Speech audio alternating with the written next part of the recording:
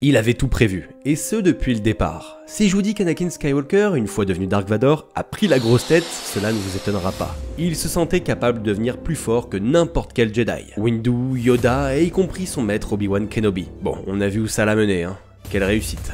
Salut mon... Il voulait même être à la tête de l'Empire à lui seul. Son empire. Dans sa quête de pouvoir et de destruction, il avait même prévu de tuer Palpatine en personne. Hello there, ici Antoine de la TAT et bienvenue sur la chaîne pour une toute nouvelle vidéo. Aujourd'hui, nous allons plonger au cœur des plans d'Anakin Skywalker pour renverser son maître, l'empereur Palpatine, à la fin de la revanche des Sith. Préparez-vous à explorer les méandres de l'esprit d'un Sith ambitieux, en nous appuyant sur les sources canoniques et les éléments légendes qui nous sont fournis pour répondre à cette question.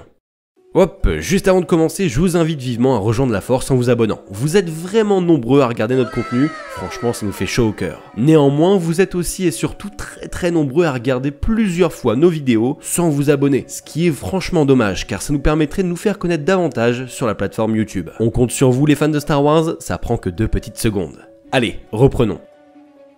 Rien que dans le film, il dit très clairement à Padmé qu'ils n'ont plus à fuir tous les deux, parce qu'il a apporté la paix à la République, et surtout qu'il est devenu plus fort que le chancelier, et que quand il le souhaitera, il pourra prendre sa place. On n'a plus à se cacher, on n'est plus contraint de fuir. J'ai apporté la paix à la République. Je suis plus puissant que le chancelier, et quand je le voudrais, je prendrai sa place. Sous-entendant d'emblée qu'il compte pas être son apprenti pour longtemps, il a bien prévu de l'évincer de la galaxie. Dans le roman de la revanche des Sith de Matthew Stover, lisez-le d'ailleurs, hein, franchement vous imaginez pas tous les détails que ce roman nous fournit par rapport au film. Des indices subtils révèlent les intentions d'Anakin.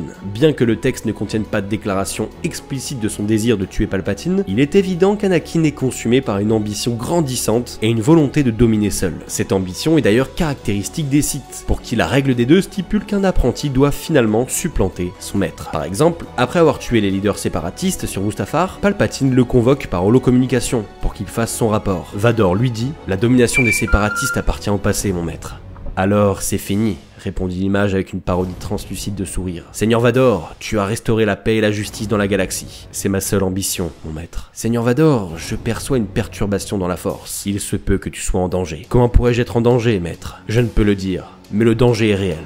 Prends garde, prends garde, se dit-il avec ricanement intérieur. C'est tout ce que tu sais répéter?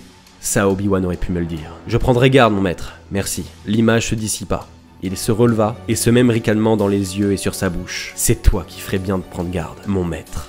La perturbation dans la force, c'est moi. Ouais, je vous l'avais déjà dit qu'Anakin avait pris la grosse tête, il me semble, non? Bon, très clairement, on voit bien qu'Anakin ne prend même plus au sérieux Palpatine. Son maître, pourtant. Personne en qui il a juré allégeance, car pour lui, il était devenu au-dessus de tout. Et c'est pas étonnant, quand on te rabâche sans arrêt que tu es l'élu, celui qui apporte l'équilibre dans la force, on peut finalement accepter ce destin-là, et se dire que rien ne pourra entraver sa propre route. C'est le cas pour Anakin, qui va venir mettre en garde Sidious, indirectement, en lui disant que ce serait plutôt à lui de prendre garde, sous-entendant clairement qu'il n'est pas à l'abri de perdre sa place. Toujours dans le roman, Anakin va dire plus tard à Padmé que plus rien ne peut l'arrêter, ni même Palpatine. Il n'arrivera rien, il ne peut rien arriver. Que Palpatine se fasse donc proclamer empereur, laissons-le faire, qu'il fasse le sale boulot, l'oppression brutale, sordide, inévitable pour unir la galaxie à jamais, pour qu'elle s'unisse contre lui. Il va devenir l'homme le plus détesté de l'histoire. Quand le moment sera venu, nous le renverserons. Encore un exemple ici de sa volonté de prendre l'ascendant sur son maître. Il l'avait prévu, ce qui est propre à chaque Sith. Nous avons encore d'autres exemples qui donnent du crédit à cette théorie. Dans le jeu vidéo Star Wars épisode 3 La revanche des Sith, une fin alternative offre un aperçu fascinant des intentions d'Anakin. Dans cette version, Anakin va esquiver l'attaque d'Obi-Wan dans les airs et l'attaquer dans le dos. Une attaque fatale. Puis, Palpatine viendra à sa rencontre pour le féliciter pour son travail, lui offrant même un nouveau sabre laser. Anakin fait mine d'observer ce dernier, le jette et le récupère à toute vitesse tout en l'activant en direction de la poitrine de son maître, proclamant son intention de régner sur la galaxie en tant qu'empereur. Waouh, ça c'est de l'efficacité. Je parie que le sabre vient de la boutique 8080 Sabers. Non mais franchement, regardez la ressemblance, c'est plus que frappante. D'ailleurs les amis, alerte au bon plan. Tenez-vous bien parce que c'est du jamais vu ce que je vais vous dire. On va faire encore plus fort que la dernière fois. Je sais que parmi vous, beaucoup sont frustrés de ne pas avoir pu profiter de l'offre un sabre acheté, un sabre offert. Mais ne vous en faites pas, 8080 Sabers frappe encore plus fort cette fois-ci. Vous rêvez tous d'avoir un sabre laser digne des plus grands Jedi et Sith de Star Wars, le sabre d'Obi-Wan, d'Anakin ou de Vador, à des prix imbattables. Eh bien ça tombe bien parce que là on fera tous les prix avec une offre complètement démente. Un sabre laser de la gamme Aero HT, avec parmi eux le Darksaber, le sabre d'Anakin d'Obi-Wan ou encore de Vador. Et ben pour un seul de ces sabres achetés, un sabre de base vous sera aussi offert, ainsi qu'un présentoir horizontal. Oui, vous m'avez bien entendu, pas un, mais 2 sabres pour le prix d'un, encore une fois, avec les sabres laser classiques de Star Wars, avec en plus de ça les amis, un présentoir pour exhiber votre sabre comme un vrai maître de la force. Ça c'est le genre d'offre, vous voyez, qui ferait même hésiter Yoda à rester encore du côté lumineux. Et attention, les 50 premiers à commander vont recevoir un collier exclusif à l'effigie d'un sabre laser. Vous pourrez littéralement porter la force autour du cou. Mais dépêchez-vous car les stocks sont limités. Vous avez toujours voulu un sabre laser, c'est le moment ou jamais. Cliquez sur le lien en description et que la force du bon plan soit avec vous. Cette offre sera d'ailleurs valable qu'une seule semaine à compter de la sortie de cette vidéo. Donc foncez les amis et que la force soit avec vous. Ciao!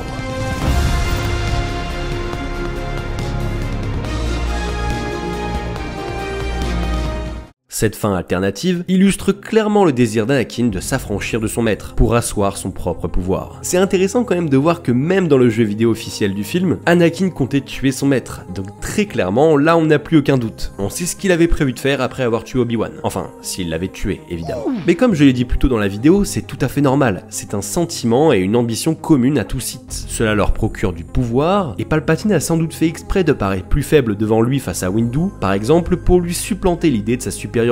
Or la réalité est tout autre. D'ailleurs n'hésitez pas à me dire en commentaire si pour vous Sidious a fait exprès de paraître affaibli contre Mace. Je suis curieux. La tradition Sith est marquée par la trahison et l'ambition.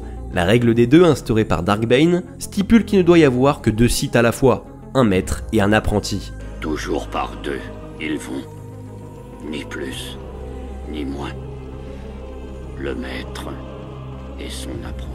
L'apprenti est censé devenir suffisamment puissant pour renverser le maître et prendre sa place, perpétuant ainsi un cycle de pouvoir et de trahison. Anakin, en tant que nouvellement nommé Dark Vador, n'échappe pas à cette tradition et nourrit l'envie d'éliminer Palpatine pour régner seul.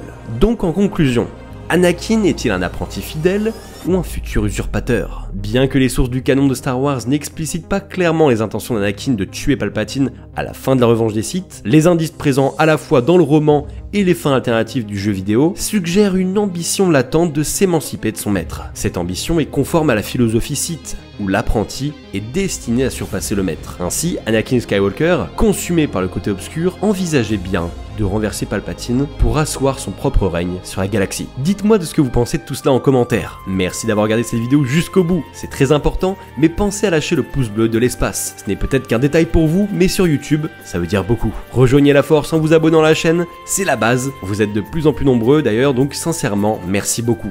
C'était Antoine de l'ATAT, prenez soin de vous, et surtout les amis, n'oubliez pas que la force soit avec vous. Toujours.